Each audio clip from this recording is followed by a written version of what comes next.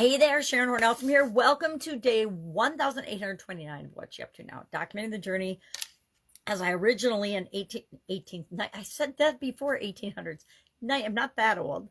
In 2017 came online. Had never really been online before, done and dabbled a couple of things like most humans. Was curious about the internet, was super curious about it, and following my divorce decided, okay, I'm going to figure out what this is really all about.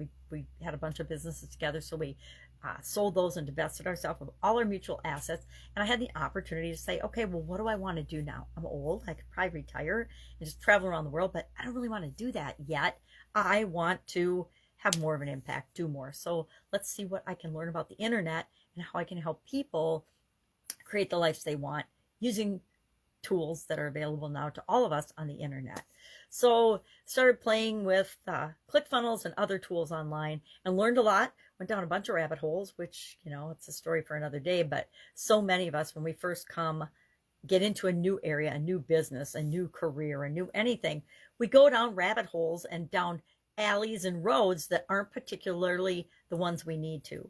And we get analysis paralysis, and we get paralyzed by too many options, too many opportunities. And so it's important that we pull ourselves back in and become focused. And I experienced a lot of that when I came online. I was following all kinds of people and going down different rabbit holes, learning about all different tools and technologies, none of which were moving me toward what it was I wanted to do online. They were teaching me a lot of things, but if I look back now, I would say 80 to 90% of the things that I learned about and explored, I'm not using today. And that tells me that there's a lot of room for helping other people, including myself, stay more focused when it comes to doing anything, especially when it comes to doing things online. So today, a couple of pieces of content I create every day and have now for about 5. This is my 6th year of doing an annual challenge. This year's annual challenge is Get Your Goals Annual Challenge. And so this first month, we're focusing on different goal frameworks. What are different ways that we can possibly deal with the whole topic of goals? Now, you'd think it'd be simple, everybody does SMART goals or everybody does whatever framework, and we covered 15 of them before we created our own framework yesterday. And today for the challenge, we are taking a goal and we're testing it and running it through our framework, running it through our process, the one we want to use going forward, and predominantly through the rest of the year. We're going to test it and we're going to tweak it. We're going to try it out on each of the different areas and aspects of our life, all 9, over the course of the next 9 months, February through, I guess, November this year. No.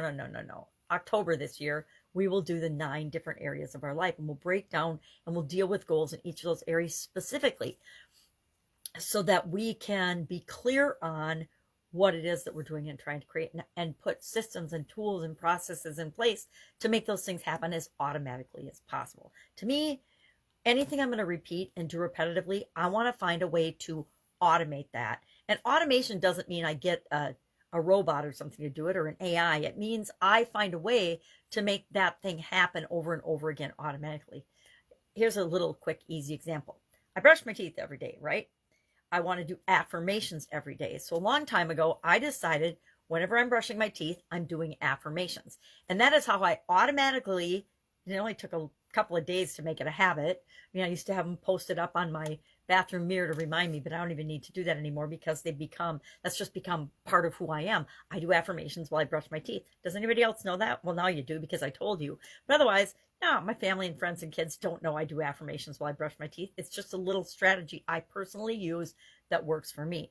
We want to do the same thing with everything we're doing with respect to goals this year as part of the challenge.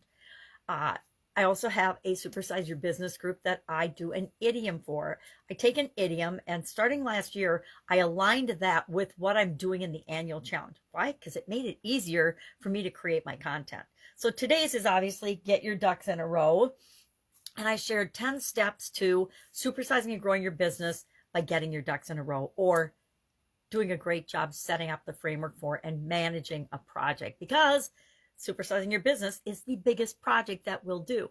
For me, the goal I'm going to run through my framework, because I tweaked and changed my framework just like everybody else in the challenge, is my biggest lifelong legacy goal. What is that? And then I'm going to run that through that, because I figure if it works on my biggest one, it'll work on all the little ones along the way.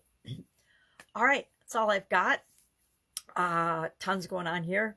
Granddaughter number 3 will be arriving soon. We're not sure when, but in the next couple of weeks. So lots of preparation, lots of help with that. If I can help you in any way, ask, just hit me up. You can direct message me. You can Google search me and find me. You can probably even find my phone number nowadays online. Who knows? But you can definitely find me. Voxer is my personal favorite way to communicate. Pajamagramma@gmail.com is my Voxer handle. So if you don't know what Voxer is, there you go. There's an action step for you today. All right. Have an awesome day, and I'll, of course, be with you tomorrow.